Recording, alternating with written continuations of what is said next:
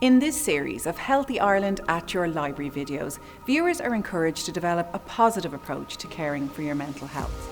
Created by and courtesy of the HSE, all content is based on evidence and research around the areas of wellbeing and positive psychology. Over 8 episodes, we'll provide hints, tips and guidance on how to care for your mental health every day. We're all aware of increasing levels of anxiety and depression. This series gives us the tips to flourish and thrive. It encourages us to discover and appreciate our strengths so we can use them to enjoy life and to look forward to the future.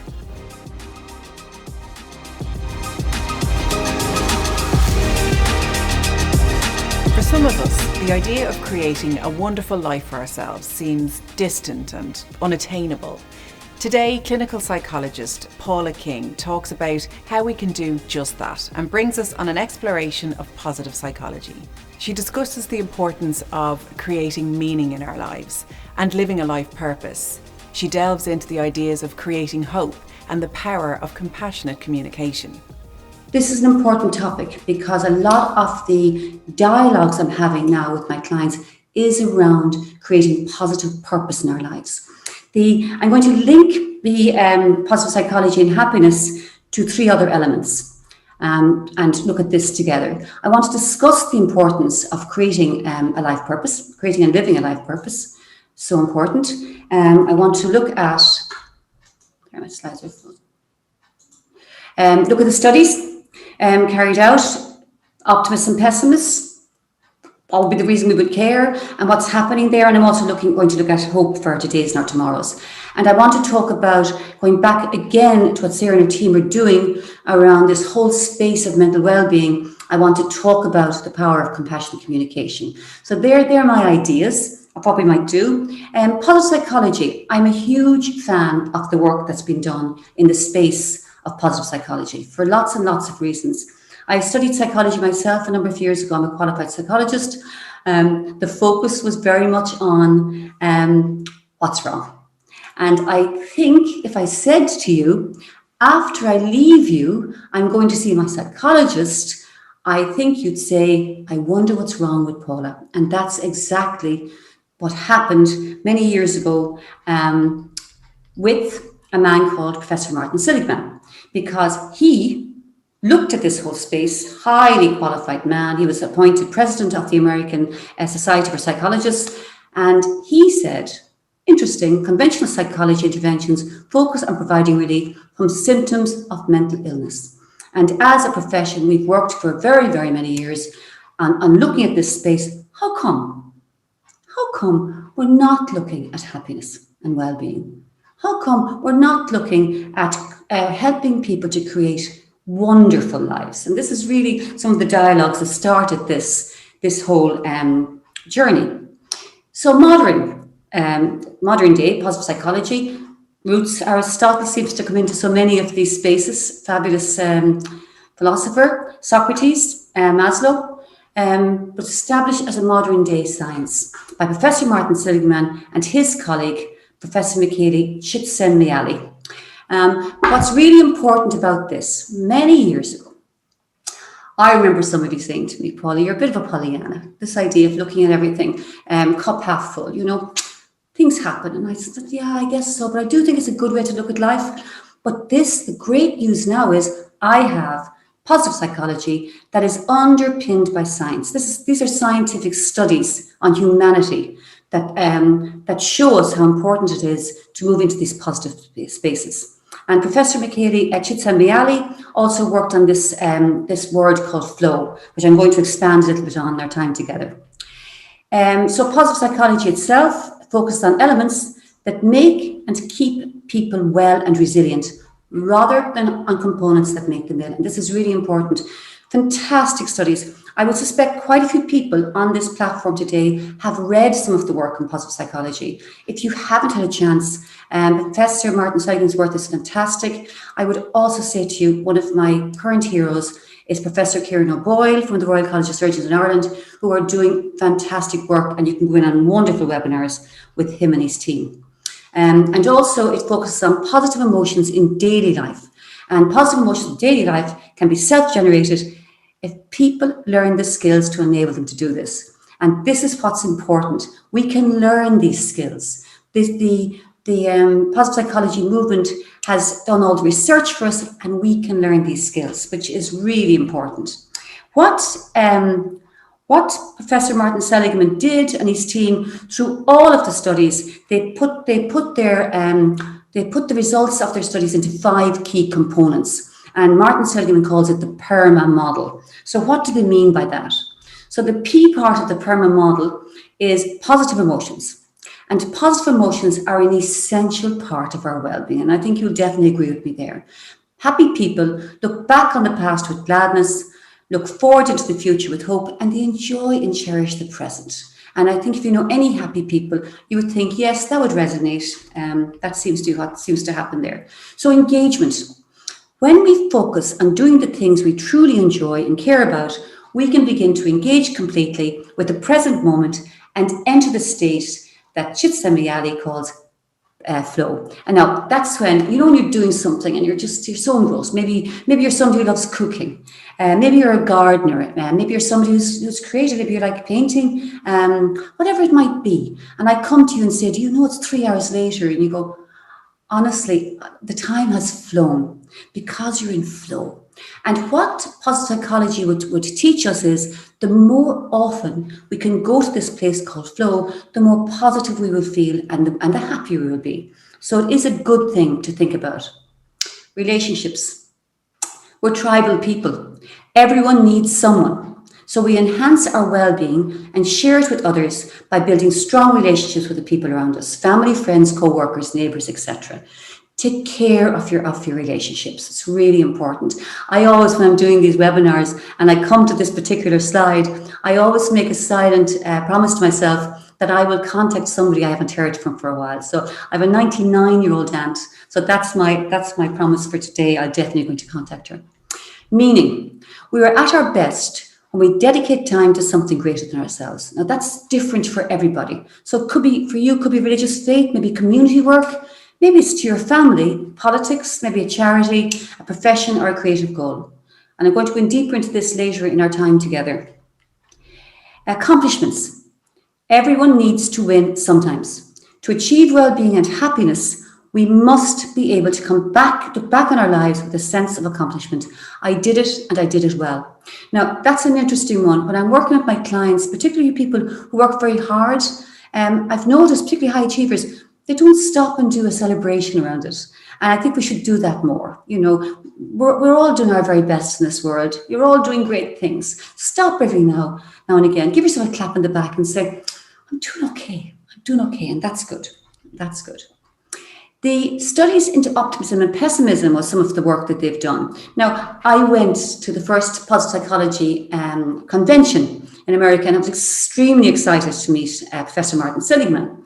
And I expected to meet like a Santa Claus figure, really, very jolly personality, because all I'd read about him. And I met him, and he's quite a serious, very, very nice person, but quite a serious person. And then when I read deeper into his literature, I realized he himself recognized that he was more in the space of pessimism. But all the work that he did taught him that the more we can move into an optimistic space, the better we are, the better for us. So some of these 3 Ps is what Martin talks about. He talks about permanent, pervasive, and personal. And maybe you recognize some of these. So pessimists, I'll never get a job, I'll never be good in interviews. An optimist, look, I was unlucky not to get the job this time, but I work on that skill, I'll have more chance of getting the job next time. Same results, different outlook. The pervasive. Pessimists can view setbacks as pervasive, all-encompassing. I didn't get the job, it'll be the same old story if I go for another interview. Whereas optimists, look, I didn't get the job on this occasion, but maybe I didn't prepare well enough. I'll prepare better next time. Pessimists take setbacks personally. They thought, I wasn't good enough for the job. I have such bad luck. Whereas optimists tend to take a bigger view. Maybe this particular job was not for me. I'll have more chance next time. So the 2 outlooks are very interesting. I have a client at the moment, And he's preparing for a presentation, and he's a really, really good presenter. And I was working on really about the strategy more around how he was going to lay it out and how he's going to get his message across. But he was really worried, and I said, you're a really good presenter, and you've presented so often. Tell me what's happening for you. And he said, no matter how often I do it, and no matter how much I know I can do it, I worry. I worry about everything. My wife calls me a worrywart. Everything is a worry. But he said, Paula, all my family are like that. If you got together around a dinner table with my family, we would find something to worry about, even if everything was perfect. Now, my client is not far wrong, because some of the studies that positive psychology have done is genetics. So 50%, so positive psychologists have looked at this. They've studied thousands, millions of people actually, and they found predominantly, it can vary of course according to individuals, but 50% genetic. So my client, who was reared with this family who were warriors, that gene is probably there. He's a warrior. 10% circumstances, so some of the things that happen around us can affect our happiness. 40% is in our control, according to positive psychologists. Now, I'll take that. 40% is a pretty high percentage. And they're saying if we choose, we can control our happiness. We can develop the skills. We can develop the neuropaths if we choose to do so. And some of the techniques they talk about that I'm going to share with you are really, really useful in this space. So happiness itself. I Googled for today. I went through loads and loads and loads of definitions of what happiness is, and there's lots and lots of them. In the field of positive psychology, they often define a happy person as someone who experiences frequent positive emotions, such as joy, interest, and pride, and infrequent. And that's important. A happy person, it doesn't mean that a happy person does not encounter moments when they feel sad, when they feel negative, when they feel anxiety. Of course not. But what the studies show us is a happy person goes more often into the space of happiness. The reality is, as human beings, we can't live in a world called happiness. It just is not something we can do for loads of reasons that I'm sure you understand. One of them would be, what would we do anything else for? I mean, if you're sitting in a happy space and you're totally happy, what else is there to achieve?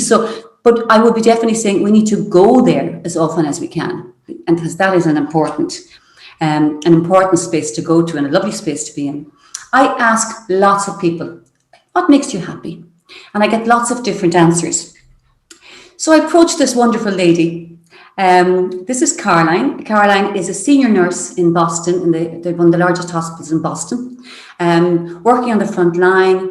Doing it. You can imagine her life at the moment is pretty challenging. Through it all, this is actually my sister, and I love her to bits, but I watch her, and it's not that she has not got tired through this very challenging period. I rang her after a shift where she's in tears because maybe she's lost a patient, or it just overwhelms her. But she comes back, and that's really interesting. So I asked her, would she send me a list of the things that make her happy, expecting to get maybe 4 or 5. This list arrived within, I'd say, she was on her break. I'd say this list arrived within 5 minutes. So it struck me, she is somebody who has cultivated the capability of recognizing the good in her life. So all these wonderful things, lighting candles, first snowstorms, evening falling, her patience, and then leaving work after a 12-hour shift. So many wonderful things. And these are the things that make my sister happy. For you are unique. So different things would make you happy. But she said to me afterwards, she said, it was a lovely exercise to do. It really brought me into a happy space. So it's a nice exercise. Sit down and think, what makes you happy? And what creates happiness? Now, for positive psychology, you can actually go online and you can do a questionnaire that Ed Diner and Emmons, who I'm going to mention later again, they have designed this questionnaire. I think intuitively, we mostly know how we're feeling. We mostly know when we've kind of low days. But if you're interested, just for people who might like to something like this, it's there online, it's accessible, and you might like to do it. Aristotle said, happiness is the meaning and purpose of life, the whole aim and end of human existence. Now, I think that's really interesting. Again, all the studies I have done into the space of happiness moves directly into life's purpose and what our life and how we create that life purpose and live to it, and the reason and meanings in our lives. So life purpose, we must look at it. There is a space that Aristotle would have talked about, which is the hedonic happiness. And that is where, it's those moments where desires are fulfilled. So maybe you're hungry and have a beautiful meal and you feel very happy. Maybe you are deeply in love with somebody, you're dying to see them, and now you're with them and you're feeling happy. They're transient. Then they talk about the eumonic, and I know I'm not pronouncing that right, but apparently nobody does, that's okay. But that is really our purpose, reaching our potential. And this is important if we're really interested in creating a happy life. So what is life purpose? Again, I Googled loads of different words about this. A life full of purpose is a life of vitality, excitement, and ultimately success. I loved that. We want to live a life of vitality. We want to live a life of excitement. We want to be successful in this world. Your life purpose consists of the central motivating aims of your life, the reasons you get up in the morning with a smile. Purpose can guide life decisions, influence behavior, shape goals, offer a sense of direction, and create meaning. So it's really important that we identify our life purpose. I ask a lot of people, because this is of interest to me, what is your life purpose? And I get lots and lots of different answers. I might get from young parents, my children are my purpose in life. They bring me joy and happiness, and that gives me purpose. My job, depending on where you are in your life. It could be traveling. It's totally different for every single person. We can't go into a supermarket, as I always say, you can't go into a supermarket, look up in the shelves and think, I think I'll take that particular life purpose because that sounds very nice and would suit me. We're unique human beings, and we need to go back into self to really figure out what is our life's purpose. It's very personal for all of us. Is it an easy question to answer? I think if you're sitting there, did you write down immediately? You said, this is my life purpose. Most people I ask, most of my clients go, it's not something I've given a lot of thought to, which is interesting considering how important it is as human beings.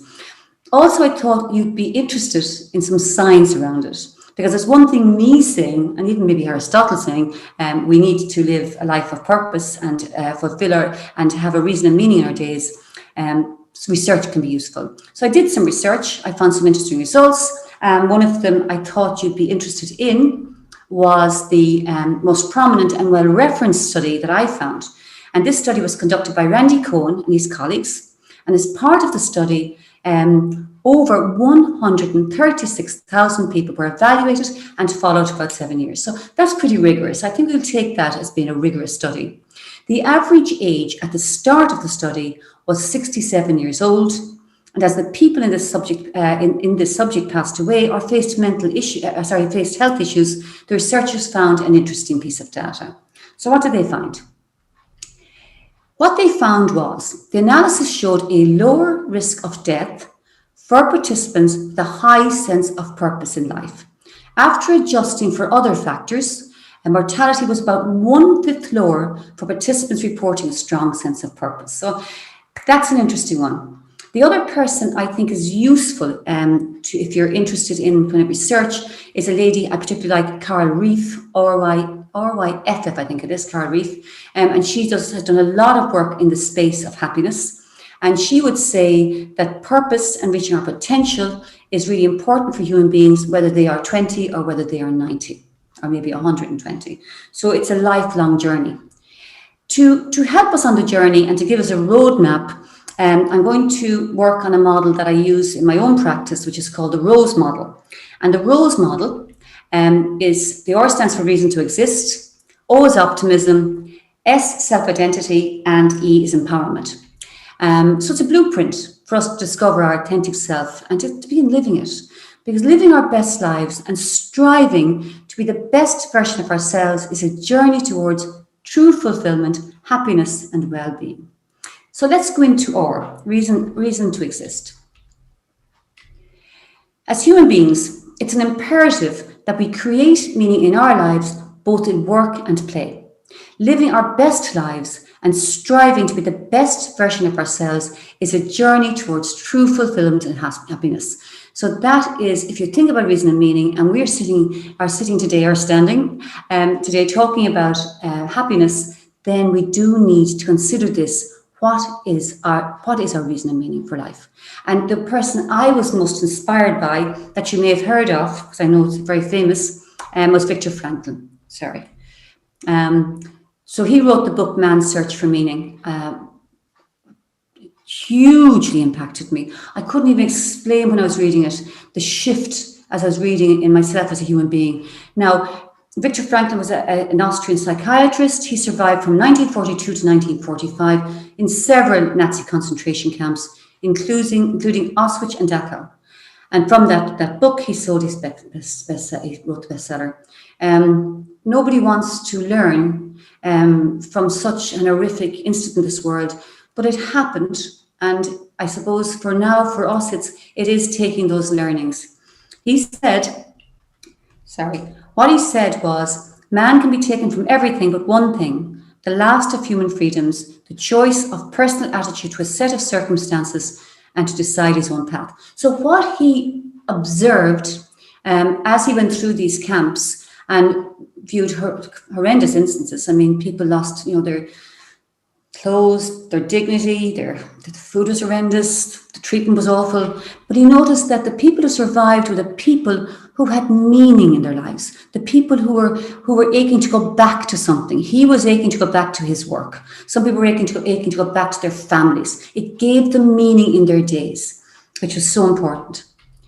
I don't know if you've read this book, but 2010, this writer released a book entitled Blue Zones, Dan Brutner, Blue Zones, Lessons on Living Longer from the People Who've Lived the Longest, in which he studied areas in the world home to the longest living residents, including Okinawa. What he discovered was that though they may have a different word for it, ikigai, or having a purpose in life, was a strong uniting link. So it's good for us to find our ikigai. I hope if there's anybody Japanese on this platform, I hope I'm pronouncing that word properly. I did go into Google Translate and listen to it, so I'm hoping I'm pronouncing it properly, but forgive me if I'm not. The word is there anyway in writing, so ikigai. Look at these lovely ladies. I just think they look so happy. So these people who lived up to 122 had a purpose. And some of them found their purpose later in life, or they renewed their purpose later in life. But it's telling us something, which is really important. This is the ikigai that they talk about. So what you love, your passion, your mission, maybe what the world needs, maybe it's vocation, maybe it's something that you could get paid for, what you're good at. So what creates your mission? So I've started to share some of this work with my clients, and I say, well, what's your ikigai? And we talk about that then. It gives us a smile. So that's really important. Optimism. Every study that you do around mental well-being will talk about hope. To be optimists, have an optimism in our days, and hope and optimism for our tomorrows. So we do need to be hopeful and believe our tomorrows will bring happiness and contentment. That's really important, and there's plenty of studies to indicate that. I'm also going to talk very briefly here about a subject called appreciative inquiry, which you may have heard of. It comes from the work of a man called David Cooper Ryder, who observed that people move in the directions of their questions. So these are the principles of appreciative inquiry. The work is fabulous if you haven't heard of it.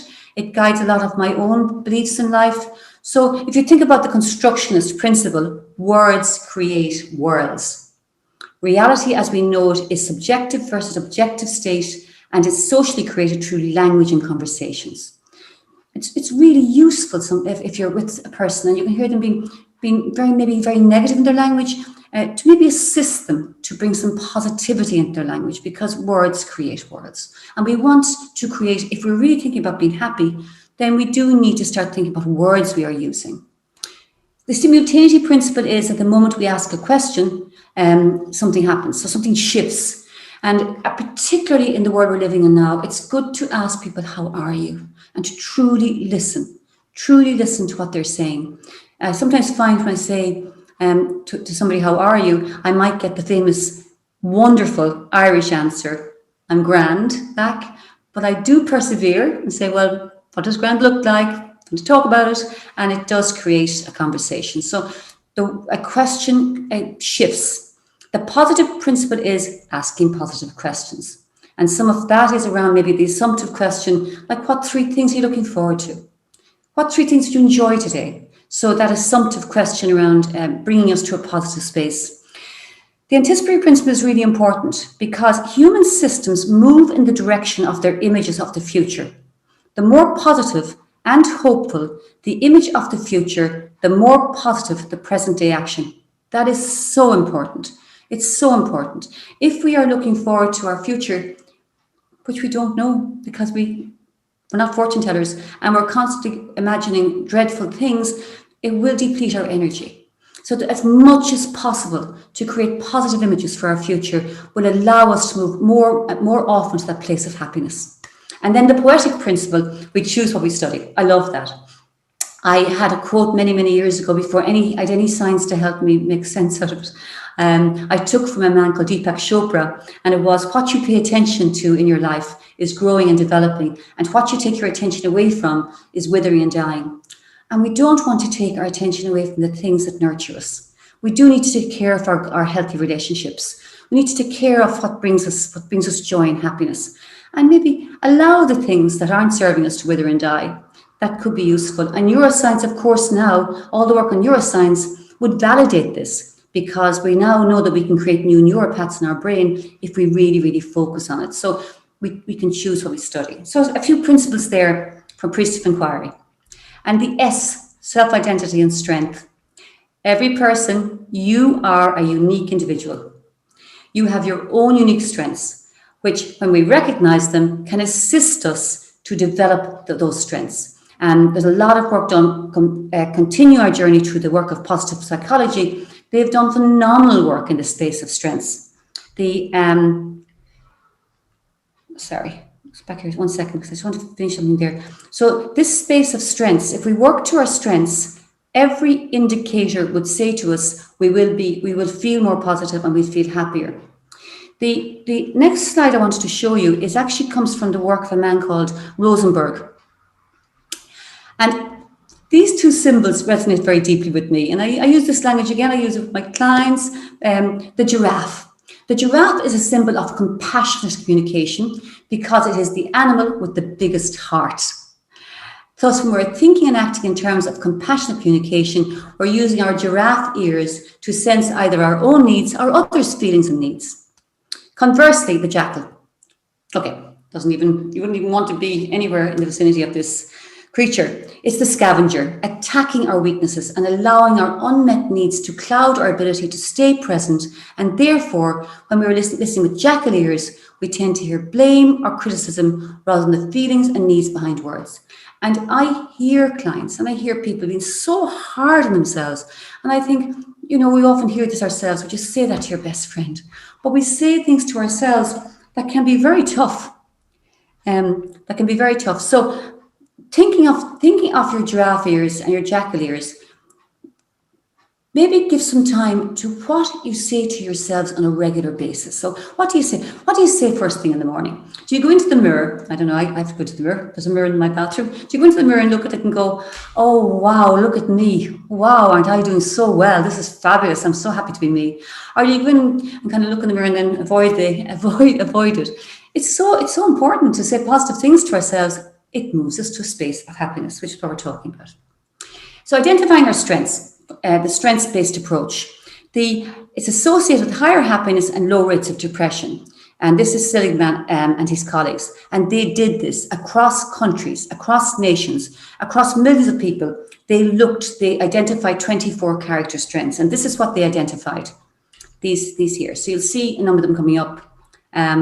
So under justice, fairness, leadership, humanity, kindness and love, maybe authenticity, maybe creativity. And you can go online, which I think is great, and you can do a free, what they call a value indicator assessment. And I think when you go online, they may ask you, do you want to get a deeper one and pay for it? But that's not necessary. The free one is as good as you can get. It's fabulous. You can go in, it'll come back with your 5 top character strengths. And I just think it's so wonderful to be able to do that. And I find myself, so you won't be surprised to hear this, I'm a coach. One of my top 5 character strengths is curiosity. When I hit walls, when I feel a bit down, when I'm struggling with a problem, I stop. I've trained my brain to stop and think, okay, what strength could I use here? If it's curiosity, can I be curious about what I'm going to do about this? And it helps me to move to a positive space. So I would really recommend it. Fabulous work. The yes/no exercise. I say this to all my clients. This is so important. It's wonderful to be a giver, but not to the detriment of your well-being. If you find that you are exhausted at the end of the day, that you have very little time for what's important, this is a very simple exercise to do. Make a list of everything you said yes to during the day, then follow that by making a list of everything you said no to. Look at the list and remind yourself that every time you said yes to anything, you are automatically saying no to something. It's like that balance. So you said yes to going for a walk, you said no to not getting exercise today, whatever it might be. Or you said no to giving yourself some time, therefore you said yes to everybody else and now you're tired. It's a really good exercise and it might reveal some interesting patterns. And we need to be very conscious of our patterns. We all have patterns and paradigms that are so innate in us that we don't recognize them a lot of the time. Watch for that. Notice what you do every day. For example, are you somebody who presses the snooze button every morning on your phone when it comes off, or your alarm clock, and go back to sleep? And are you somebody then who says, I don't have any time during the day? And if you maybe said to yourself, that's a pattern that I have control over, I could change that and maybe give myself more time. Little things. Self-care. And Sarah tipped on this, and the work Sarah and her team are doing are very linked to this. Self-care is not self-centered, but rather a way to increase intellectual and emotional commitment to your work and life.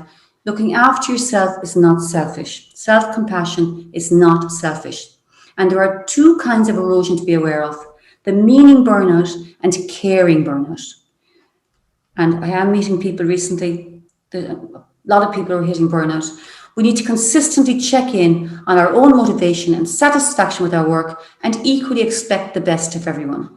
So it's important to present as our best selves, and equally important to expect everybody else to do it. Presenting as our best selves and expect the same from colleagues and others in our lives.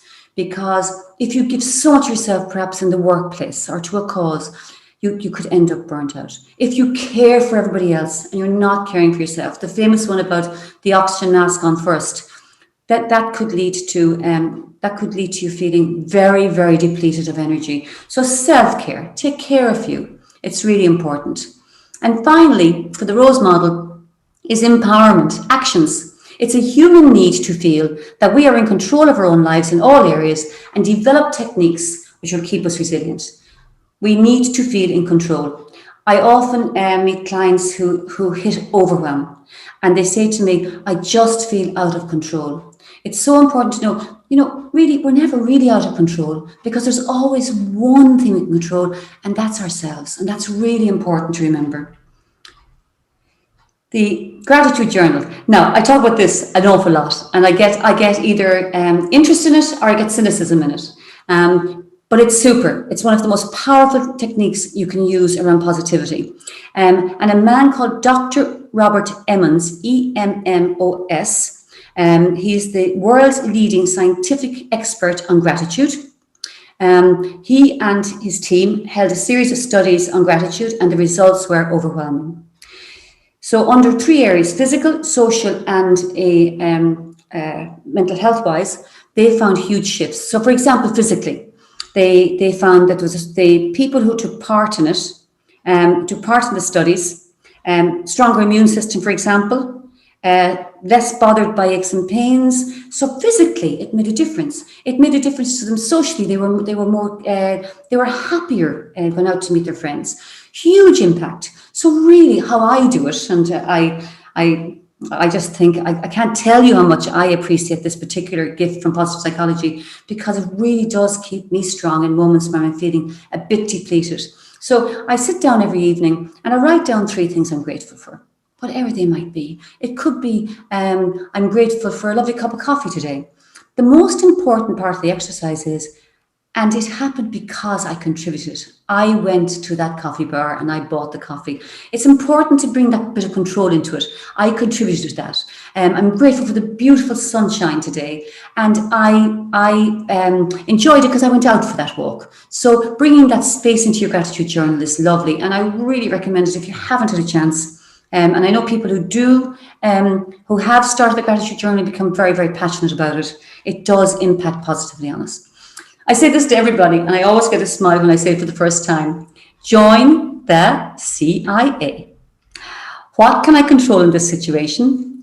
What can I influence? And what do I have to accept? If you can't control and influence something, you have to accept, don't exhaust yourself. So a few tips there. So before I finish, we are going to give you as a gift after this session, a personal happiness life guide. And I am going to say to you, please use it. At the back of it, there is some suggestions for April. Tomorrow is the 1st of April. You can either choose not to and just come to this webinar and not do anything, or you can say, because I attended the webinar, I am going to do something. So I would really, really challenge you on that. Do it. So finally, thank you for listening, of course. And remember, stay connected, monitor your thoughts, be self-compassionate, and keep a gratitude journal.